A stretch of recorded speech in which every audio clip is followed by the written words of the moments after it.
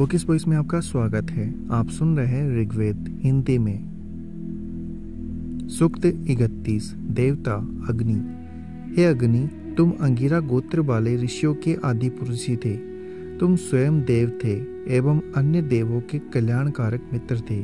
तुम्हारे कर्म के कारण ही मरुदगणों ने जन्म लिया, जो अपना कर्म जानते थे, जिनके शस्त्र चमकीले हैं। हे अग्नि, तुम अंगिरा गोत्र वाले ऋषियों में प्रथम एवं सर्वश्रेष्ठ हो। तुम बुद्धिमान हो और देवों के योगों को सुशोभित करते हो। तुम सारे संसार पर अनुग्रह के लिए अनेक रूप से व्याप्त हो। तुम मेधावी एवं दो लकड़ियों से उत्पन्न हो। मनुष्यों का कल्याण करने के लिए तुम भिन्न भिन्न रूपों में सब जगह रहते हो। हे अग्नि, तुम वायु की अपेक्षा प्रमुख हो और यजमान के निकट सुंदर यज्ञ को पूर्ण करने की इच्छा से प्रकट हो जाओ। तुम्हारी सामर्थ्य देखकर धरती और आकाश कांप उठते हैं और तुमने श्रेष्ठ होता के यज्ञ में यज्ञ का कार्य स्वीकार किया है। तुम्हारे शरीर तुम्हारे यज्ञ में निवास के कारण पूज्य देवताओं के यज्ञ पूर्ण हुए हैं। हे अग्नि, तुमने मनु पर अनुग्रह करके यह बताया था कि किन कर्मों से स्वर्ग मिलता है। तुमने अपने सेवक पुरुरवा को सोवन फल दिया। दोनों काष्ठ तुम्हारे माता पिता है, उनके ग्रसन से तुम उत्पन्न होते हो। ऋत्विज तुम्हें पहले वेदी के पूर्व भाग में ले जाते हैं, बाद में पश्चिम भाग में। हे अग्नि, तुम अभिलाषाओं को पूर्ण करने वाले हो। यजमान को धन आदि से पुष्ट करते हो। हे एकमात्र अन्नदाता, जो यजमाल यज्ञ पात्र उठाते हुए तुम्हारा यश गाता है एवं वसटकार शब्द के साथ तुम्हें आहुति देता है। तुम उसे पहले प्रकाश देते हो, उसके बाद सारे संसार को। हे विशिष्ट ज्ञान संपन्न अग्नि, तुम सदाचारहीन मनुष्यों को ऐसे काम में लगाते हो जिससे उसका उद्धार हो सके। जब विस्तृत युद्ध चारों ओर बली बाती आरंभ हो जाता है, तो तुम्हारी कृपा से थोड़ी संख्या वाले एवं वीरता शून्य लोग बड़े बड़े वीरों का वध कर डालते हैं। अग्नि, जो तुम मनुष्य तुम्हारी सेवा करता है, उसके लिए तुम अन्न प्रदान करने हेतु उत्तम और स्थायी पद पर प्रतिष्ठित कर देते हो। जो यजमान मनुष्यों एवं पशुओं को प्राप्त करने के लिए अत्यंत उत्सुक है, उस बुद्धिमान यजमान को तुम सुख और अन्न दो। हे अग्नि, तुम हमारी स्तुति करते हो। तुम हमें धन एवं यश देने वाला तथा यज्ञ कर्म करने वाला पुत्र प्रदान करो। तुम्हारे द्वारा दिए गए नवीन पुत्र से हम पराक्रम में उन्नति करेंगे। हे धरती और आकाश, तुम अन्य देवों के साथ मिलकर हमारी ठीक से रक्षा करो। हे दोष सहित अग्नि, तुम देवों की अपेक्षा जागरूक हो। तुम अपने माता पिता धरती आकाश के पास रहकर अनुग्रह के रूप में हमें पुत्र दो। यज्ञकर्ता यजमान के प्रति प्रसन्नचित्त रहो। हे कल्याण कारक, तुम यजमान के लिए सभी प्रकार की संपत्ति प्रदान करो। हे अग्नि, तुम हम पर अनुग्रह बुद्धि रखते हो। तुम हमारे पालक हो। तुम हमें दीर्घ जीवन देते हो। हम तुम्हारे बंधु हैं। कोई तुम्हारी हिंसा नहीं कर सकता, क्योंकि तुम 51 पुरुषों से युक्त एवं यज्ञ के पालन करने वाले हो। तुम्हें सैकड़ों एवं हजारों प्रकार की संपत्तियां बलि प्रकार से प्राप्त है।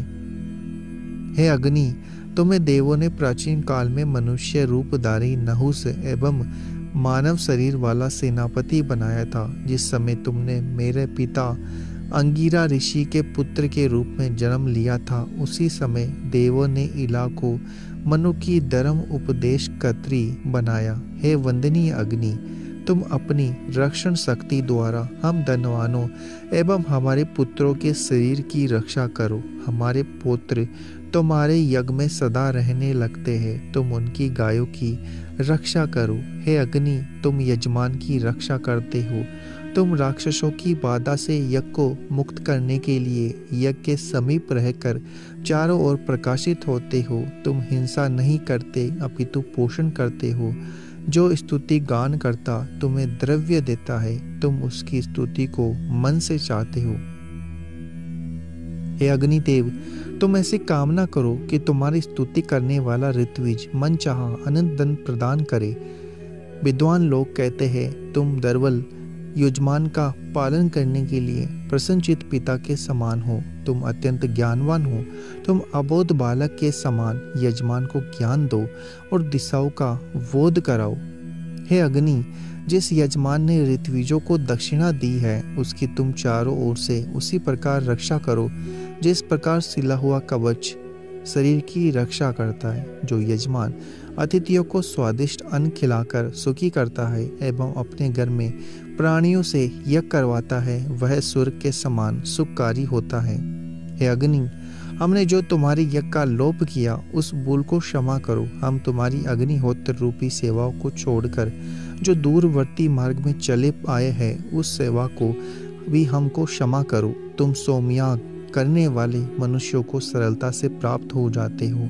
तुम उनके पिता के समान परम मननशील एवं यज्ञ पूरा करने वाले हो। तुम उन्हें प्रत्यक्ष रूप से दर्शन दो। हे पवित्र अग्नि, तुम हवि ग्रहण करने के लिए विभिन्न स्थानों पर जाते हो। तुम जिस प्रकार मनु, अंगीरा, ययाति आदि पुरुषों के यज्ञ में जाते हो, उसी प्रकार हमारे यज्ञ में भी सामने की ओर से आओ। देवों को अपने साथ लाकर कुशों पर बैठाओ और उन्हें प्रिय द्रव्य दो। हे अग्नि, तुम हमारी इस स्तुति से वृद्धि प्राप्त करो। हमने अपनी शक्ति और बुद्धि के अनुसार तुम्हारी स्तुति की है। इस स्तुति के कारण तुम हमें प्रभुत्व संपत्ति दो तथा अग्नि के साथ साथ शोभन बुद्धि भी प्रदान करो। सूक्त 32। देवता इंद्र।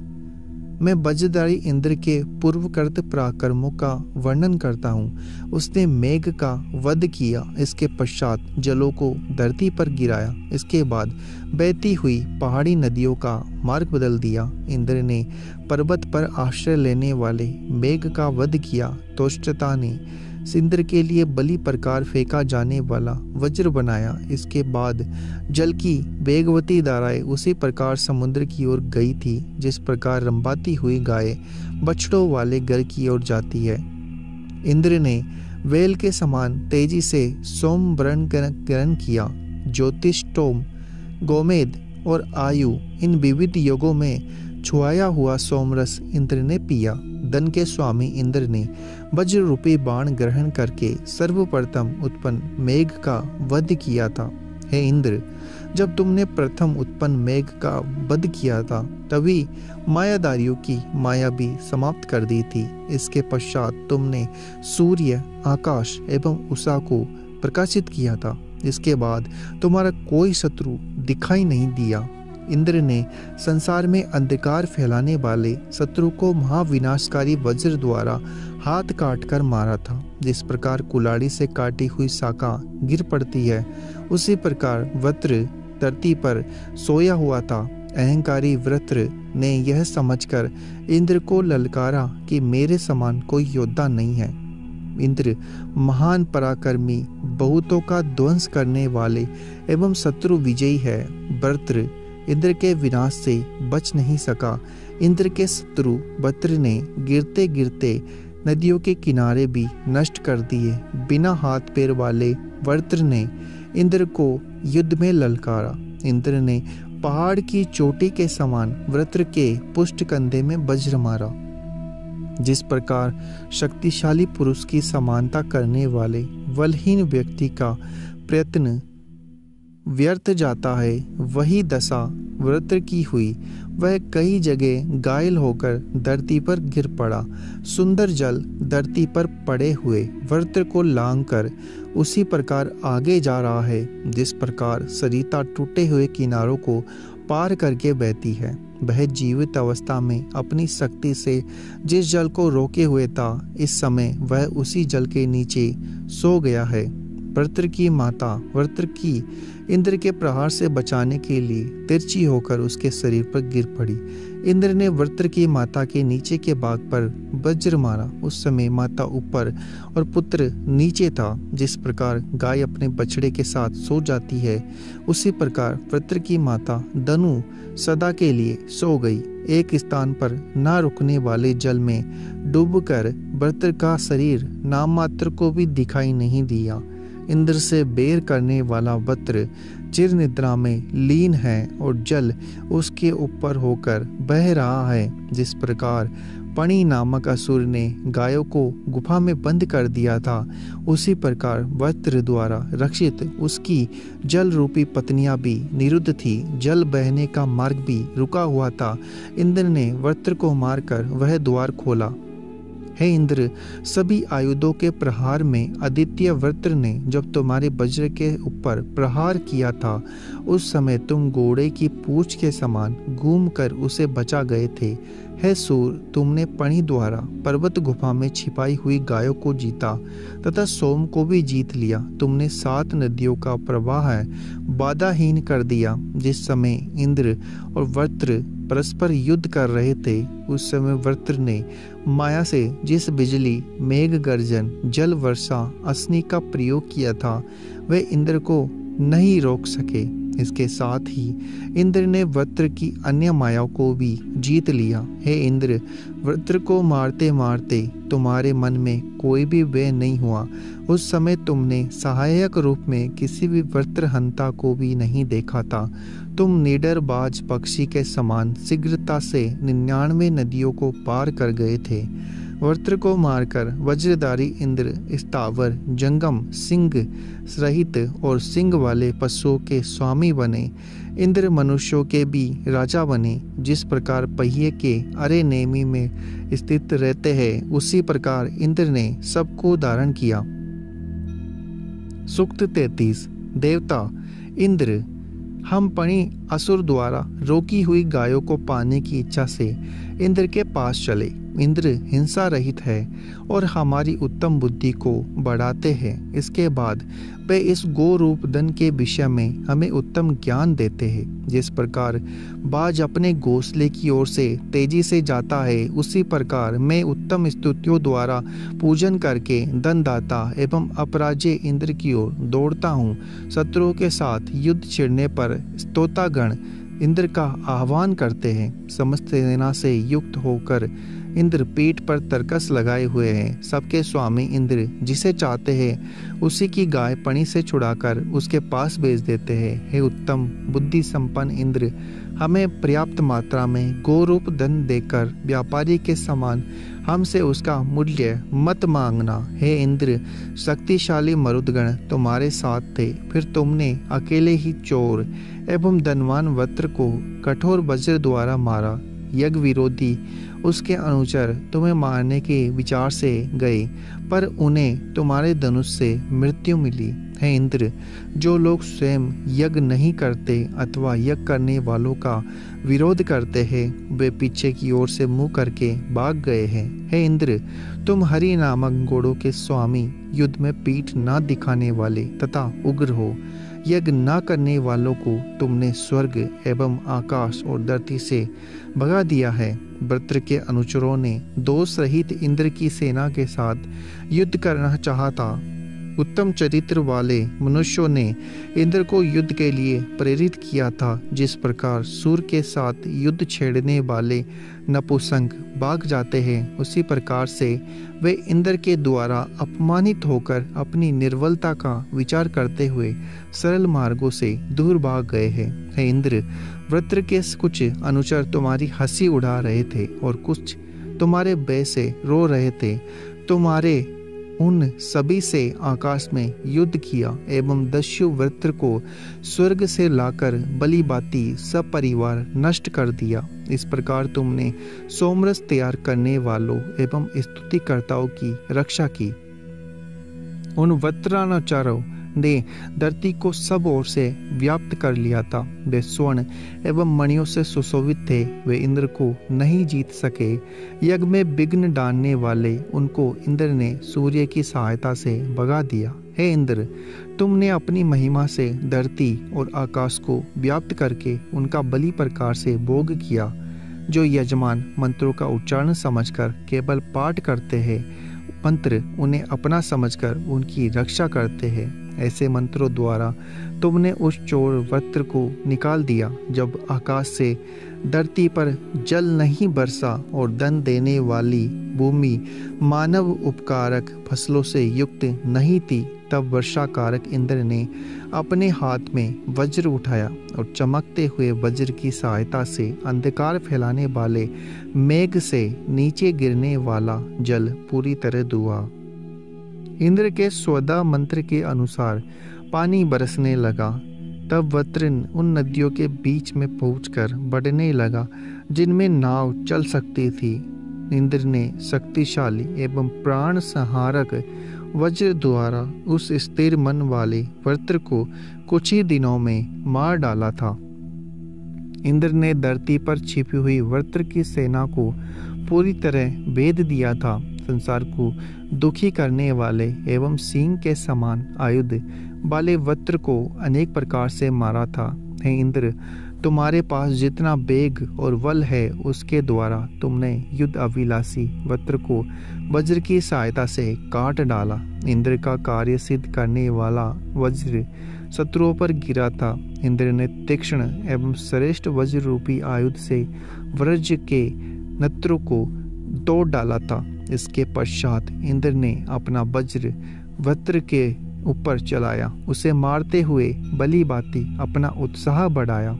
हे इंद्र, तुम कुत्स ऋषि की स्तुति को पसंद करते थे, तुमने उनकी रक्षा की।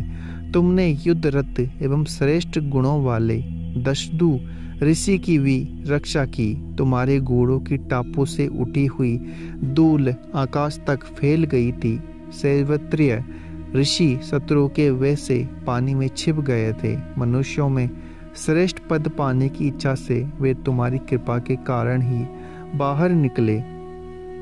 हे इंद्र, तुमने शांतचित्त श्रेष्ठ गुण वाले एवं जलमग्न स्वैतरियों को क्षेत्र प्राप्ति के उद्देश्य से बचाया था।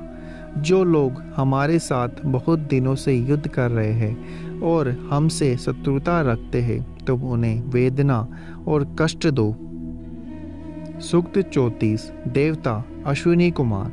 हे बुद्धिमान अश्विनी कुमारों, तुम हमारे लिए आज 3 बार आओ। तुम्हारे रथ और दान व्यापक है। जिस प्रकार रश्मियों वाला सूर्य शीतल रात्रि से संबंधित है, उसी प्रकार तुम दोनों का भी नियमित संबंध है। तुम कृपा करके विद्वानों के वश में हो जाओ। समस्त देवता चंद्रमा और उसकी सुंदर पत्नी वेना के विवाह में जा रहे थे। तब उन्हें पता लगा कि मधुर भोज्य पदार्थ को ढोने वाले रथ में 3 पहिए हैं। उस रथ के ऊपर सहारा लेने के लिए खंबे हैं। हे अश्विनी कुमारों, इस प्रकार के रथ द्वारा तुम दिन में 3 बार आओ और रात में 3 बार आओ। हे अश्विनी कुमारों, तुम 3 में 3 बार आकर यज्ञ कर्म की त्रुटियां दूर करो।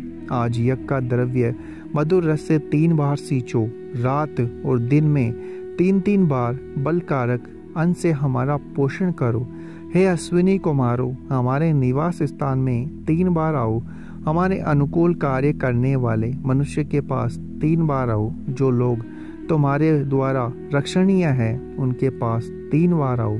हमें 3 बार से शिक्षा दो। हमें 3 बार प्रसन्नता कारक फल दो। जिस प्रकार मेघ जल देते हैं, उसी प्रकार तुम हमें 3 बार जल दो।